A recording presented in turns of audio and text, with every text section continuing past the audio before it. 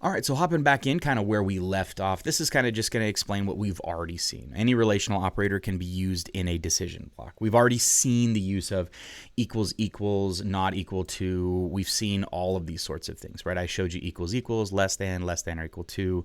All of these relational operators can be used inside of that decision block. Okay, so you can really expand to that if you need to. And again, you can also do multiple ifs. You can have an if statement inside of a function, and if you could do all kinds of different stuff with that. And we'll kind of show you that as we get a little bit deeper into coding. Okay, so now we're moving into this idea of multiple paths, right? So the just if, okay, so this right here, if I can get over to it, this right here is a single alternative decision structure. It is demarcated by only if, okay?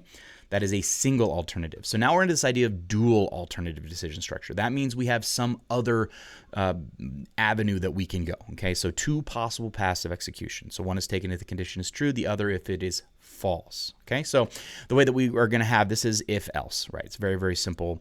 If the condition is true, do this, otherwise do this. So if it's true, do this, otherwise let's do this, right? So coming back over here, if we were to add, we were going to go ahead and change this back to this idea of age is greater than 10. And then we're going to go ahead and just set up age equals 11. Okay, so age greater than 10, it'll go in here. Now, I can add a little bit more, right? I can go else print this is false. Okay, so now we can actually look at the evaluation here. We can say if 11 is greater than 10, which 11 is greater than 10, then we're going to take this avenue. Now, if we have 1 here, if 1 is greater than 10, which it's not, it's false. If 1 was greater than 10, then we would take this. Otherwise, we're going to take this. So since it's 1, we know that we're going to get this is false, right? This is false, okay? But if I did 11, we should get this is true, okay? So you can see now I have a dual path. I can jump into this path right here, or I can take this path right here. Now, inside of these blocks, I can do whatever I want. Like I can add, so let's say it's greater than 10, I can get your name, right? So enter your first name, okay? So I can have that happen, and on this one, maybe I can have name equals enter your last name, okay? So we can do different things inside of these statements. We can list as many things as we want to. I mean, and even further than that, we can even nest those in, and we can have another if statement, okay, if we want to. And I'll kind of show you that as we hit that as we're moving down. But you can see now we have this dual alternative structure where if it's true, we do these statements. If it's false, we do these statements, okay? So that's kind of what that dual alternative decision structure looks like. And again, there's your flow chart and sort of what if we go true, we go this way, false, we go this way. So again, in Python, this is the way it's going to look. If condition, else condition, right? So we have all these statements, and you've already seen me do that. All right, so sometimes when we're looking at these ifs, we need to do a little bit more than just numerical comparing, right? So far, I've compared, 10 to 10 and 10 to 20 and 3 to 5, and I can do all this numerical stuff. But what happens if I want to check to see if your name is something, right? So let's say I'm going to get my name here. So I'm going to give it a variable name. I'm going to use the assignment operator. I'm going to use the input function, okay? Please, and again, I encourage you, please do this with me if you possibly can. Have your editor open and be writing this code with me as I write. It's just the best way to learn how to code, okay? And then I'm going to ask, what is your name? All right. So what I'm going to do then is I'm going to have this name. So I'm going to come into that. Now, here's what I want to be able to do is I want to be able to see if name equals Adam. Right? That would be great because my name's Adam. It'd be nice if your name is Adam to do some sort of a thing, right? But I don't really know how to do that yet with this relational operator, okay? So to be able to compare strings, sometimes it's necessary. We need to, have some sort of a relational comparison, okay? So the way that we do that in general is we use the equals, equals, and not equals operators, okay? Like I said, equals, equals tests equivalency, and then this exclamation equals tests non-equivalency. Okay, so we kind of can just use these relational operators just like we would with numbers. Okay, and again, they are case sensitive, and the reason why they're case sensitive is if we remember our ASCII chart, the ASCII value is actually different for an uppercase T and a lowercase t. Okay, that's why it would definitely be case sensitive, because they actually have different values in the ASCII chart. Okay, and again, the reason why is the Python functionality actually compares character by character based on the ASCII values for each character. So if the sum of those values come out to be the same, then it is equivalent, right? Now, again, if it's a shorter word, so if I used, Adam Spanier as one word, and then I asked if it's Adam, that means you're going to have like a greater than or equal to. So we can actually do that here. If Adam, or if name is greater than Adam Spanier, well, if it's a longer name, then obviously it's going to work out. Okay.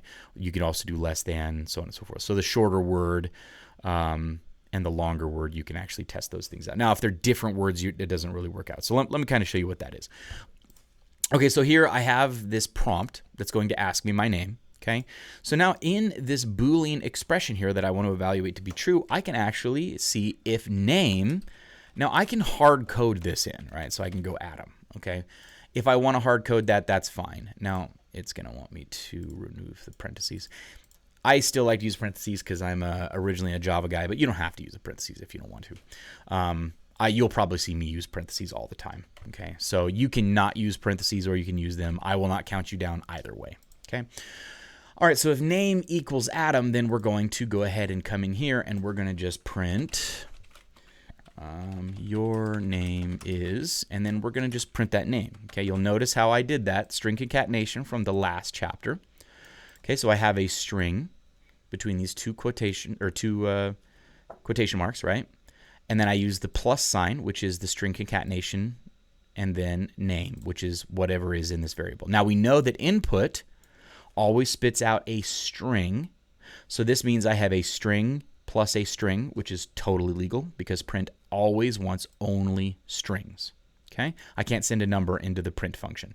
I have to send a string, but name is already a string because it came out of input, so this will always work. Okay? So if name equals Adam, so if the thing in name is ADAM, then we're going to get to this point. Otherwise, we can say print your name is not what we want, whatever. Okay, so I can actually run this and we can see if we can get into that. All right, so I'm going to say Adam. All right, so I have Adam here. It should evaluate to be the same sum as this quotation here, right? So that we should hit that true, right?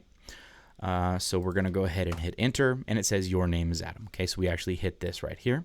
Okay, now we can run this again, and we can put something like John, and boom, your name is not what we want. Okay, so I've effectively done this. Now we can also do a not. Okay, so if name is not equal to Adam, we'll print your name. Otherwise, we can do this other one. Okay, so now I'll print Adam, and it should give us the false statement, right? Because your name is not what we want, because Adam is equal to Adam. So this would actually evaluate to be false. Okay, so if name is not equal to Adam, we're going to print this. Otherwise, print this. I put an Adam, so it went ahead and printed this second element. Okay, so we can do this again, only this time use John, and voila, your name is John. Okay, so that's how we can test equivalency. Now, we can do this idea of the greater than, or less than chains, right? So I can actually put my name in here, and I can actually see what ends up happening. So let's go ahead and test this out. So we're going to run this, and I'm going to put Adam. Okay, so what do you think we're going to get? So I want you to make a hypothesis. Okay, you can look over here. If greater than or equal to, it's compared character by character. If a shorter word is a substring of the longer word is greater than the shorter word. Okay, so knowing that information, I want you to make a guess, and let's see what we get. Okay, see how it says your name is not what we want. Okay, so that evaluated to be false because I typed in Adam, and Adam is not longer than Adam Spanier. Okay, because we have more stuff in here. So that's the way that works. Now, I could also do the other way around. Okay, and if we did that again, we should actually evaluate to be true because Adam is less than Adam Spanier. Okay, so it says your name is Adam.